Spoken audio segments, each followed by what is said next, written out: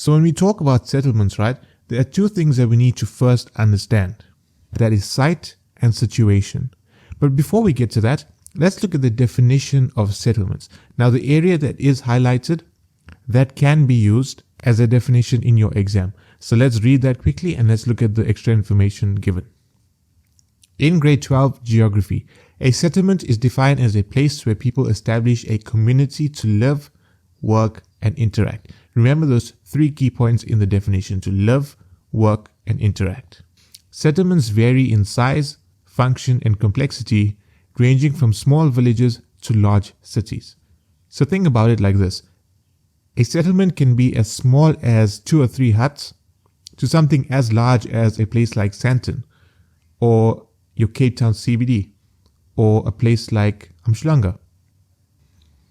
They are influenced by factors such as the availability of resources, transportation routes, climate, and the surrounding physical landscape, and they serve various purposes like residential, commercial, and industrial activities. So now we are looking at site. Now site is very important because there are many site factors that you're going to need to know for your exams. So again, the highlighted part is a definition that can be used in your exams. So please feel free to take a screenshot or write it down in your notebook. So site refers to the land on which a settlement is built. So now we're talking about the exact land upon which a settlement is built. That is referred to as site. But what if they had to ask you, what are site factors? So site factors are the physical characteristics of a location that influence where a settlement is built. So physical characteristics are things like water, soil, as well as your slope. So let's look at some site factors, right? The first site factor that we are looking at would be water sources. So what is the importance of water?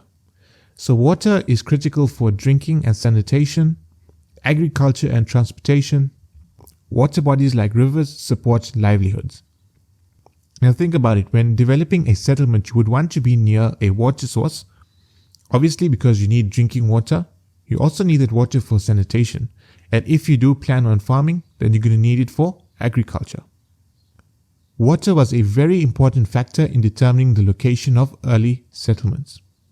However, with the introduction of piped water, the need for settlements near a water source has diminished. So look at the places that you live currently, right?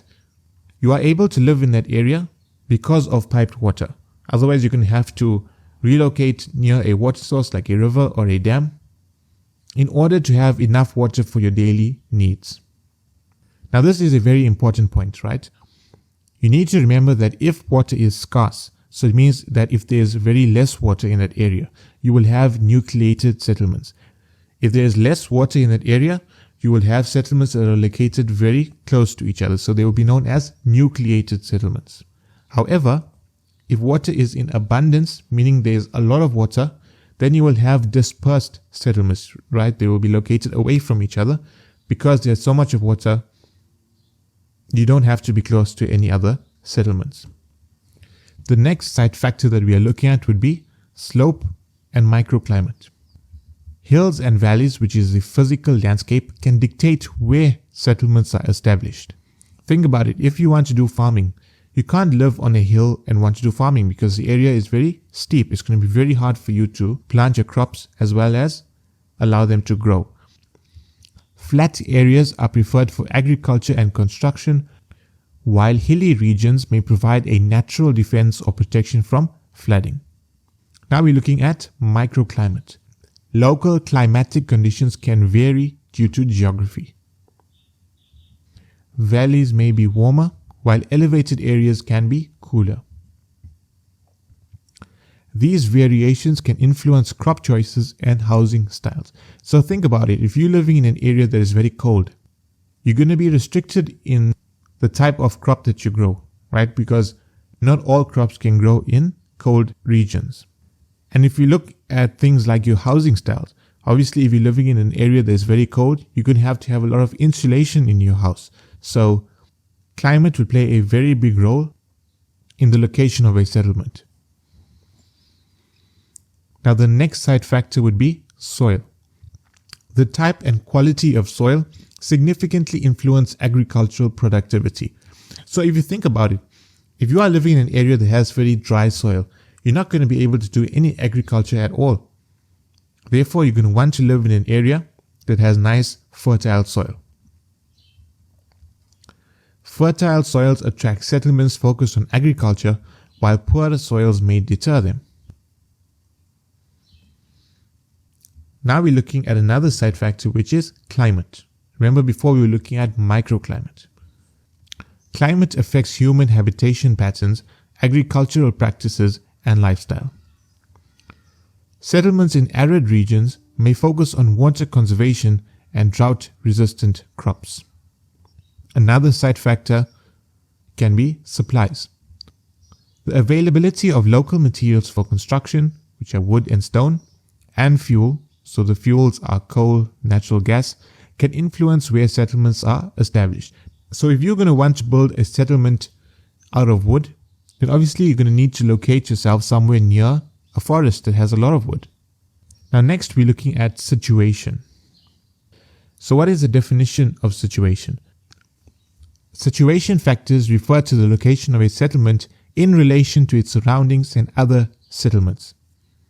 Now we're talking about the location of a settlement in relation to its surroundings. Remember, site is the exact land upon which a settlement is built. Here we are talking about the location of a settlement in relation to its surroundings. They can provide context for understanding a settlement's development and economic viability. So what are factors that influence the situation of a settlement? The first would be railways. It can then be harbors. We then have airports, as well as access to services. So these are 4 factors that will influence the situation of a settlement. Remember, you're going to want to be near somewhere that has transport, as well as access to services. So things like your CBD. So now we are going to be looking at the influence of site and situation on settlements. So we are looking at things like your wet point settlement, your dry point settlement, as well as your defense settlements. So things of that nature. So this image will represent a wet point settlement. Now what is the first thing that you notice? The first thing that you should notice is that there is water nearby, right? Your settlements are located near a water source. We can then see that there is farming taking place in the background. So now when you hear the word wet point settlements, you should automatically think of a settlement that is located near water, because that's exactly what it is.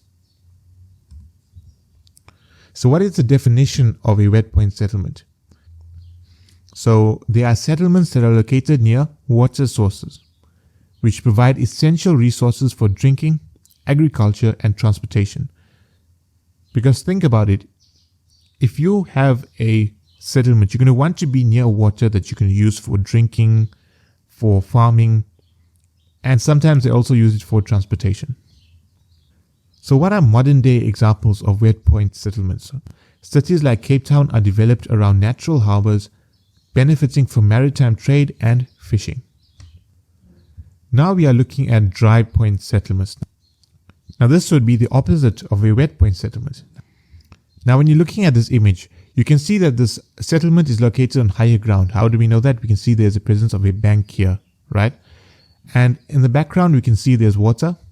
So now we're going to assume that if there's a heavy rain that occurs, we're going to assume that this water is then going to flood and it's going to come all the way up here to this bank. But because this settlement is located on higher ground, the water is not going to be able to harm anyone or damage their property.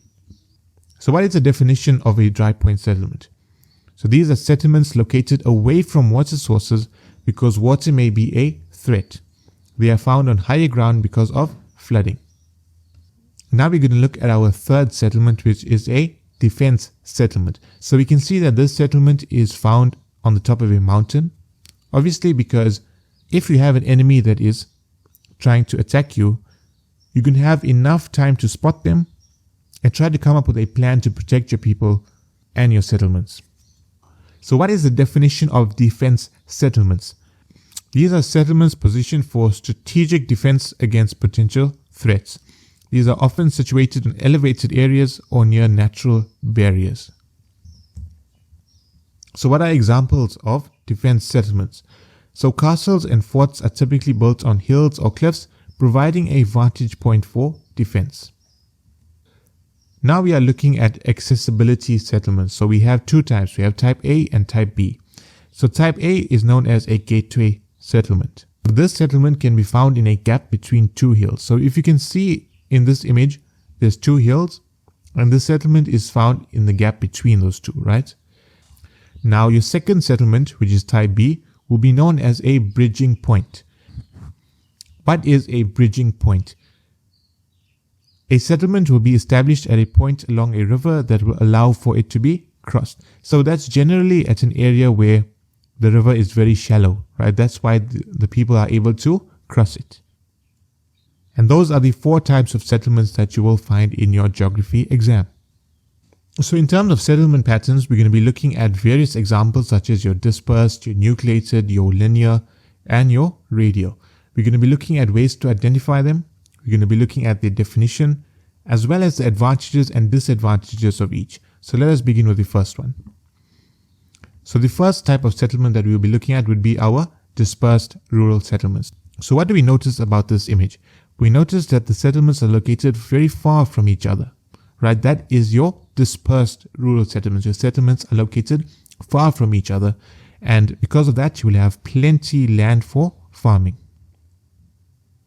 So let's look at the definition, right? Dispersed rural settlements consist of individual farms or houses spread out over a large area rather than clustered together. This pattern is typical in agricultural areas where land is used for farming and where there's no need for people to live close to each other. So what are the advantages of dispersed rural settlements? Let's look at them. So the first advantage would be it provides more privacy for residents. Now we know how irritating some neighbors can be, but because you're living so far away from them, you're going to have plenty of privacy. It's suitable for large-scale agriculture as each farm has extensive land. So because your land is so large, you can practice large-scale farming. So you can use these crops to sell it and make money, and you can obviously, use it to provide for your family. Another advantage would be it reduces the risk of diseases spreading between households due to physical distance. Now, because you're located so far away from people, there's going to be almost no risk of any diseases being spread. Because if we look at areas where people are located very close to each other, diseases are very easily spread. So now we're going to look at the disadvantages. So what is the first disadvantage? Can lead to isolation as houses are far apart. Now we know some people are very social people, and because your house is located so far away from others, there's going to be no interaction, and that will lead to isolation. Now remember, isolation can also lead to crime happening, right? So if you look at our next point, it says it's easy for criminals to target residents because of isolation. Now, if you're located far away from anyone else, it's going to be very easy for criminals to target you because there are going to be no witnesses and there's going to be no one to be able to stop them. It's very easy for them to get away. The third disadvantage would be infrastructure such as roads and electricity is costly to implement over vast areas.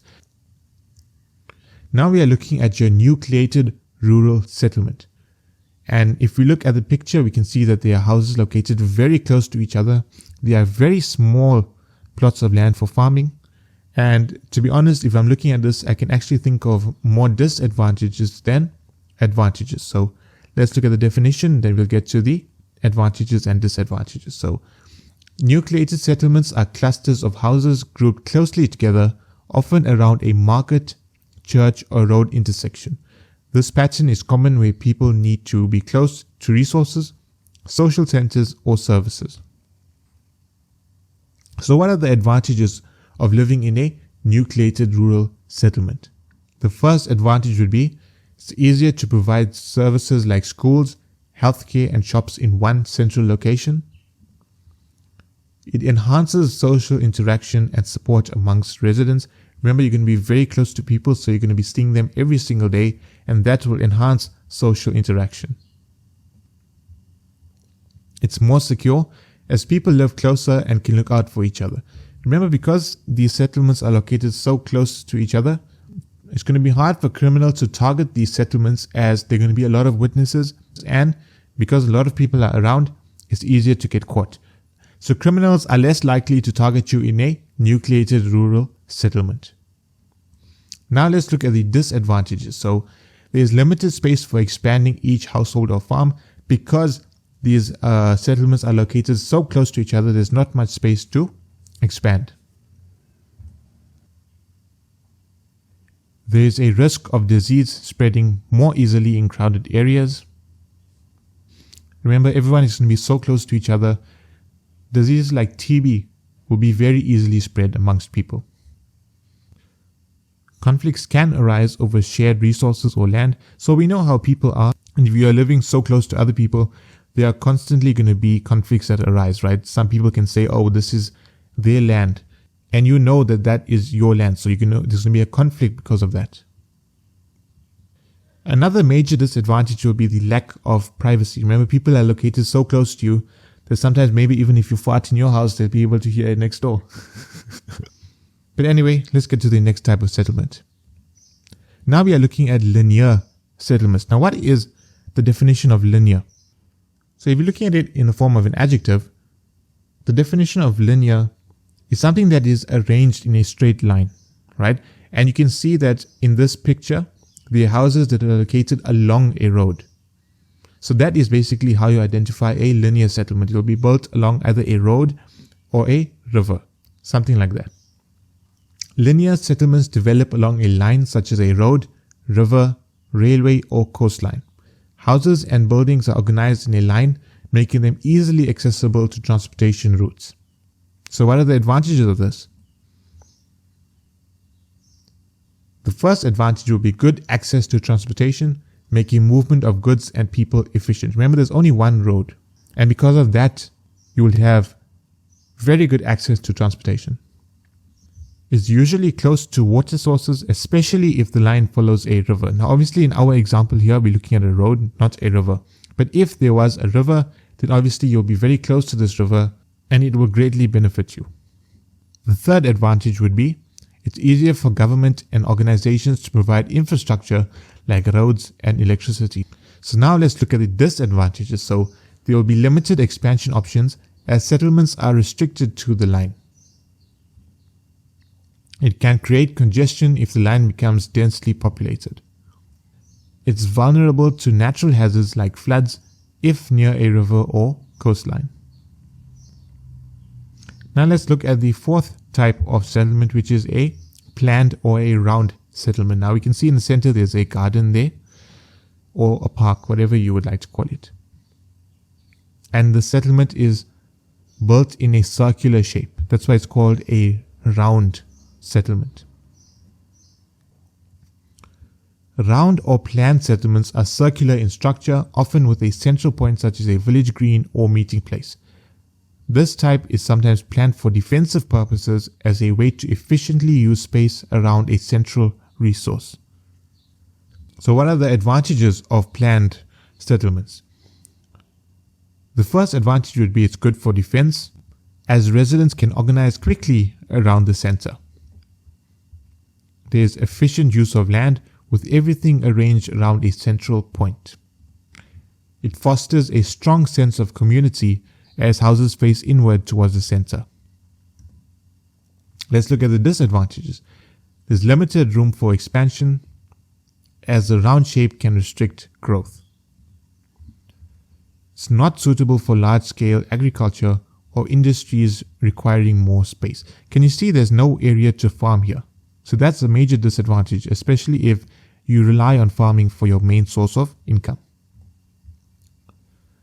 Access to central resources can become congested if population density increases. Now we're looking at crossroads settlements. Now you can see that all these roads meet at a central point, right?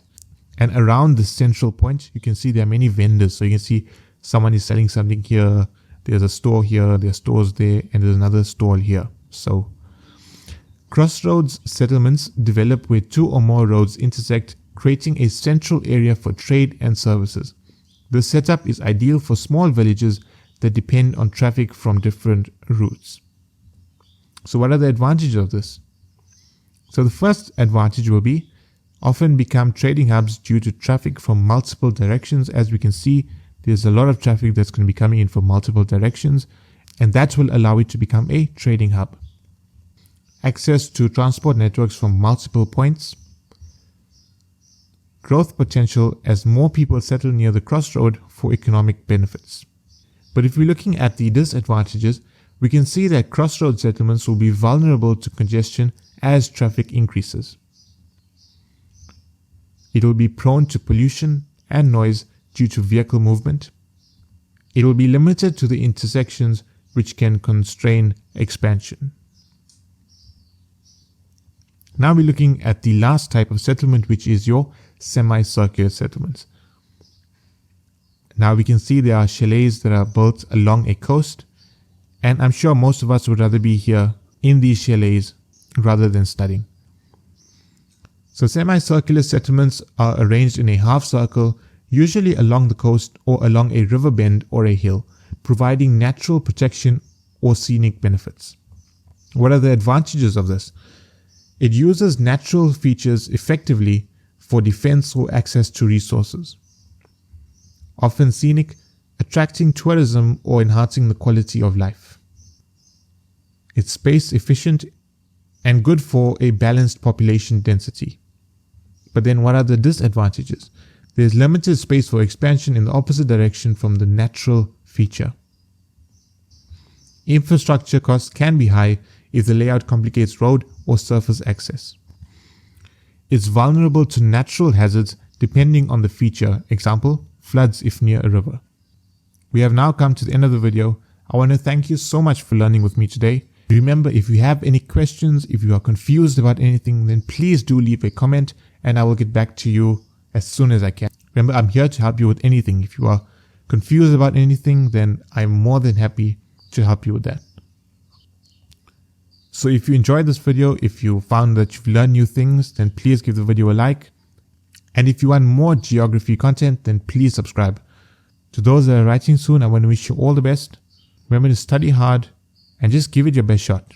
I know it's very easy for me to say that, and only you know how hard it really is. But please do try, and I know you're going to do well. So till the next video, please take care. May God bless each and every one of you. Goodbye.